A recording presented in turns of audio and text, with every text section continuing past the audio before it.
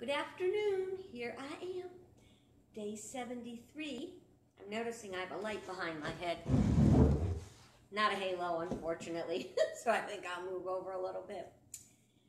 Well, today, as I say, day 73 of our Corona confinement / retreat. And we all know I'm not going to tap dance around it. It's not a good day. But let's just move forward and see what we do when the going gets tough.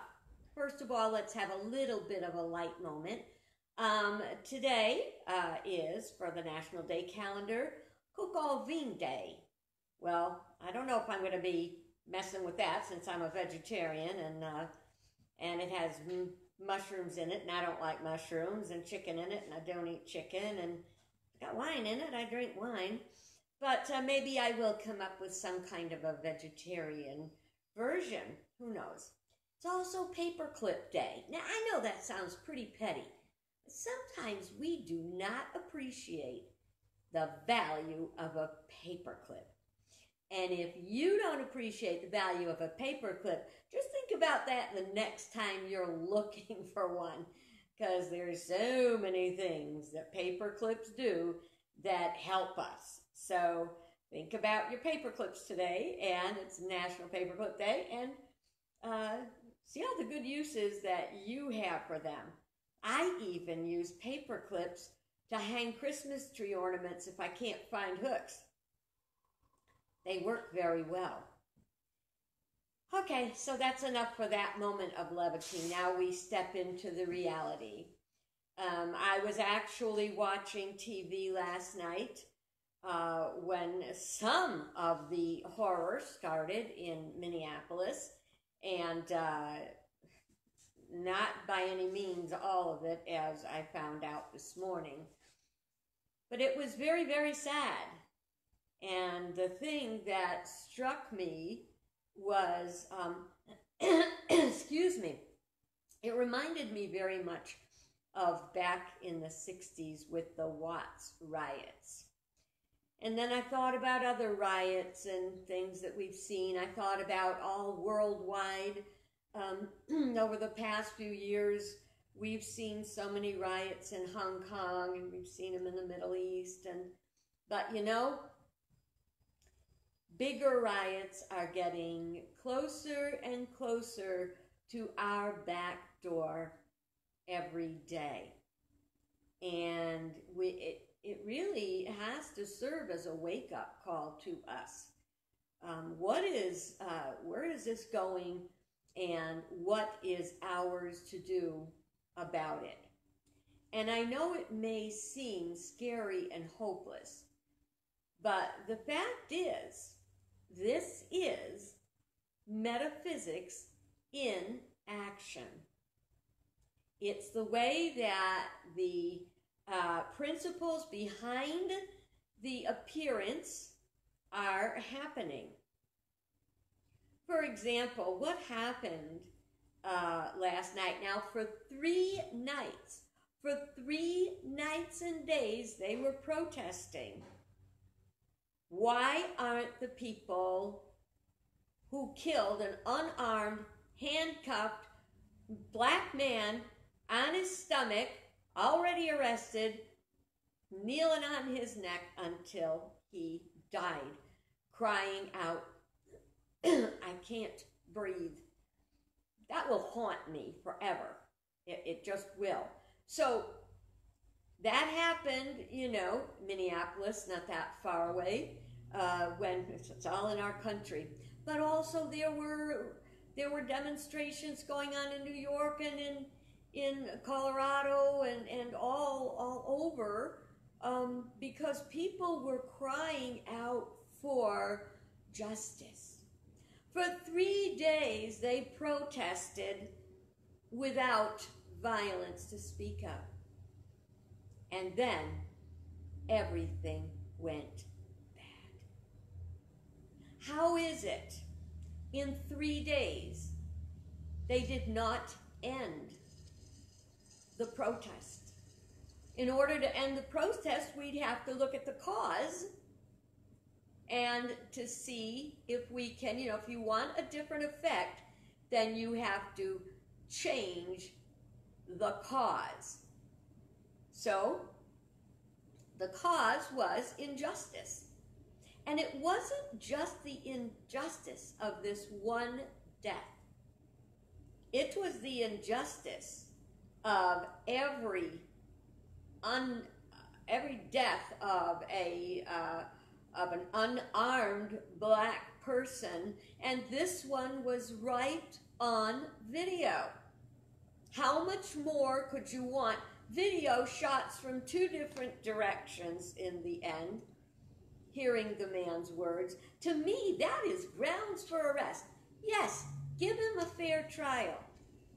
But for God's sake, why didn't they just arrest the police officers?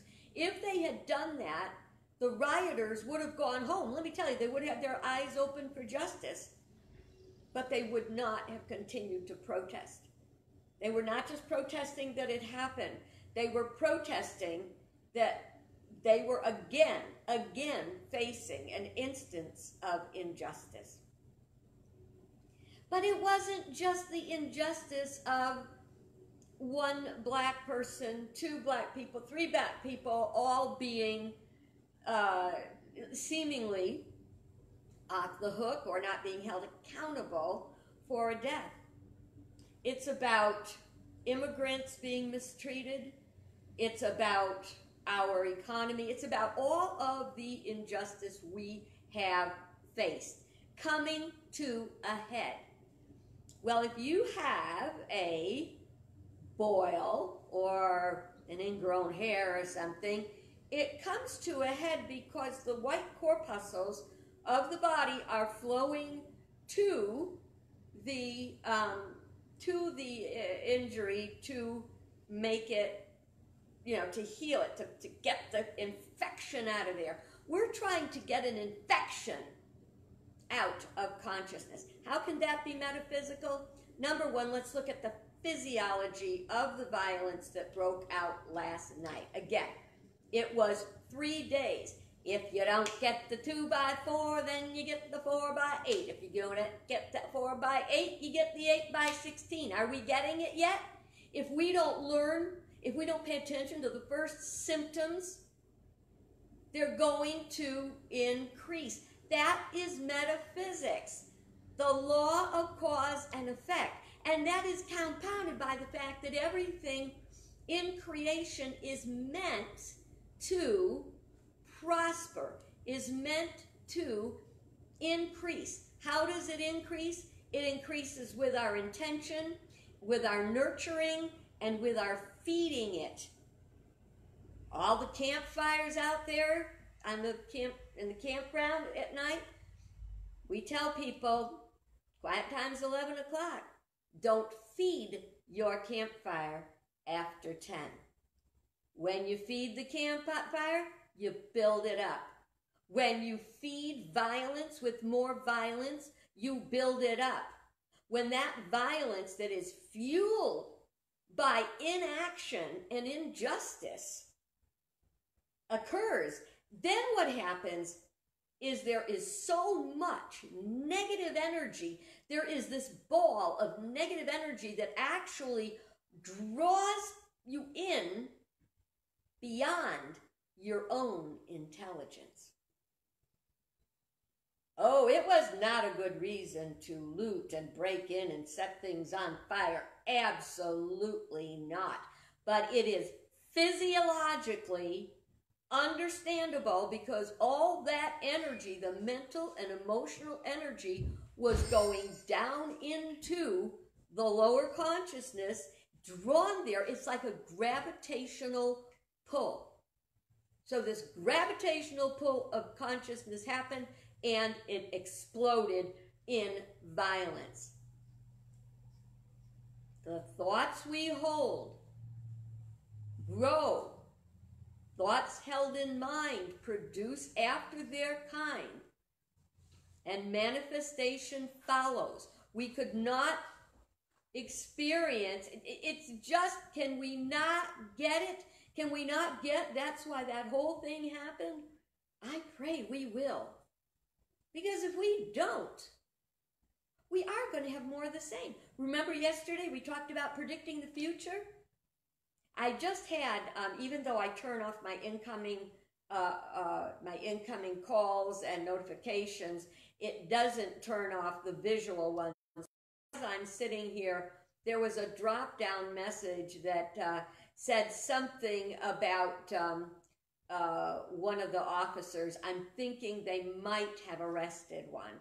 So I don't know if that's what actually happened, but that will take the pressure off. Boy, did you ever cook in a pressure cooker? You gotta know, you gotta listen to that thing, and you don't let it's got a little valve in it in case, I don't know if people use pressure cookers anymore, but back in the day, you have a pressure cooker, and it had a little jiggly thing on the top that adjusted the pressure. So depending on how many pressure you wanted that, many pounds of pressure you wanted that food to cook with, you adjusted a little round thing on the top for more pressure, less pressure. Well, and what that thing goes dig, dig, dig, dig, dig, dig, dig, dig, dig, dig, dig, dig, as the pressure comes out of the pot while it's pressure cooking the food. Then, if something gets into that little valve that jiggles the pressure cooker, and if that thing is not releasing the pressure, it blows up. That's science. It's physics, and behind the physics is metaphysics. We must know this in order to be able to change. If we don't pay attention to the physics and the metaphysics, we are going to wonder over and over and over again, why does this mess keep getting bigger? We have to figure it out. We know that we want to bring peace in the midst of all of this craziness and violence. And we think of the peace song that says, "Let there be peace on earth, and let it begin with me." So we start out by learning to hold our peace inside of us, to remind us that even in the midst of this, we choose peace in this moment, and we try to radiate peace in this moment. And we don't fight with anybody about how awful it is or who's right or who's wrong. We can speak our truth, but we speak our truth with love. I encourage you so much to practice the meditation that I taught you 2 days ago. Put yourself on that elevator out of all the craziness of the world and lift it up to the higher consciousness where there is no matter. This does not matter. This is the realm of divine ideas. And it is staying in this place where we will find the answers that we are looking for. That doesn't mean you're powerless, you know. It means you become calmly high-powered. Every time we lift our consciousness and anger and rage, we're like the little valve at the top of the pressure cooker, letting off the pressure so we cook. So we think about how to fix things without blowing up. When I was just saying that, the story came to me from the Bible about Shadrach, Meshach, Abednego, who were refused to bow down to the king as their God. They said they only have one God, and he threw them into the fiery furnace. And they were in the middle of that fiery furnace, and they were just walking around and singing, and so the king made it hotter and hotter, and Shadrach, Meshach, and Abednego were in there, and there was yet another person, one of the guards noticed. And then they gave up. They let him out because they couldn't put him in that fire and burn him up. They came out. There were 3 still. But don't you know that presence was the Holy Spirit? For us, that's saying, even though you've got all this literal flames and damage and anger and rage coming out. It can and needs to be healed. To heal it in the old way. The old way of negative cause and negative effect is only going to get worse and worse and worse. We have to become centered. We have to become highly, calmly high-powered. We have to speak our truth with love. And I'm going to tell you, folks, not everybody is gifted to do the same things, okay? I am a person that you probably already know problems speaking her mind. And I usually try to speak that mind with peace and intelligence. Not to say I never trip and stumble. But remember, it's not how many times you fall, but how many times you get back up that counts. Get back up and learn your lesson, I might say. What we saw last night is perfectly predictable. And the future of what happens now is equally predictable based on how we utilize the law of cause and effect. We have to learn we cannot win a war by more war.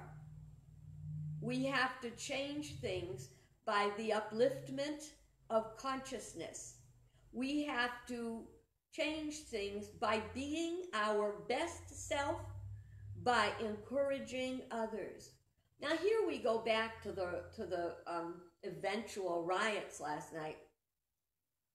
People were calm until a point, and then in frustration, a small group broke out, and then they fired up another group who fired up another group, and the group, the anger and the rage and the violence just grew. I have been saying for literal decades, violence breeds violence.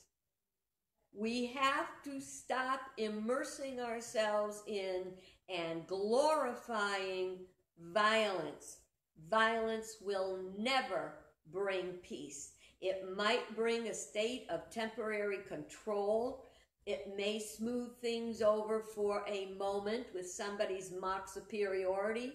But let me tell you something, in the background, there is rage growing.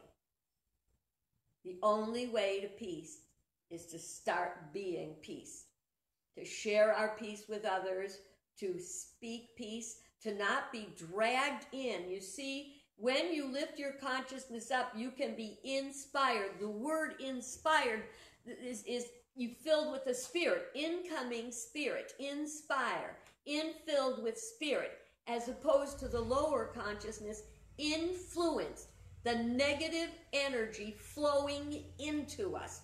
We have to keep our consciousness high so we will be impervious to the rage and the anger and the violence. It doesn't mean we're not going to be upset, but that upset is a call to positive action, not a call to revenge, not a call to resentment, a call to positive action. My title for, my thoughts, my topic for today was called Tipping Point or Breaking Point. Up until the violence broke out last night, there was a matter of a tipping point. 4 arrests, or 5, I can't remember now, 4 or 5 arrests would have slanted, it would have tipped the balance from violence to peace, from injustice to justice. You see? There was a lot of rage and anger over the young black man who got shot when he was out jogging. And now the things that are coming out, but you notice there's no rioting about it because the people who committed the murder are incarcerated, or I don't know what you say, I'm not very familiar with that terminology, but they've been arrested, and now maybe even the person who took the video. So justice is coming. But that didn't mean that that piece of energy from that event did not help fuel this fire. If this is not a cosmic 12 by 144 or 12 by 24 or what you want, if we don't get this message, I don't even want to know where we go next. We must get the message. We must learn that it is not a matter of might. It is a matter of truth. It is a matter of metaphysics, cause and effect. You know, today's daily word, the word for the day is divine order. And you might be thinking, how can this pain and suffering be divine? It's divine in this aspect. In the matter of cause and effect, the energy that is painful is a symptom to us for the need for change. Think about this. If it were not painful, would you want change? Many people can take a petty annoyance or two. They can let things roll off their back. But if it's malicious, if it's malevolent, it is going to get worse until it's addressed. If you had a big old boil on the end of your nose, I don't think it would take you long to get to the doctor and get it fixed because it's in plain sight. Well, this is error in plain sight. Jesus said, in this world you will have tribulation, but I have overcome the world. I'm calling us all out today to overcome the world, to rise above the inclination, the human rage and anger, the lower emotions, which are also called the 7 deadly sins, and they're not called deadly for no reason. So I invite you to rise above it. And I invite you to a new prayer today. It's a prayer that I say just about every day. Dear Lord, where would you have me go? What would you have me do? What would you have me say? I invite you to adopt that thought for yourself. Dear Lord, where would you have me go? What would you have me do? What would you have me say? And I couple that with another word. It's a phrase, it's one of the Psalms, and it says, may the words of my mouth and the meditations of my mind be acceptable in thy sight, O Lord, my rock and my redeemer. And as my mother would always say, always keep your words soft and sweet, because you never know when you're going to have to eat them. God bless you on this challenging day. Know that it did not come to stay, as the Bible said it came to pass. Namaste, and know that I behold the divinity in you. May your day be blessed, and may you be an instrument of peace, no matter how big or how small. It's up to you. God bless you.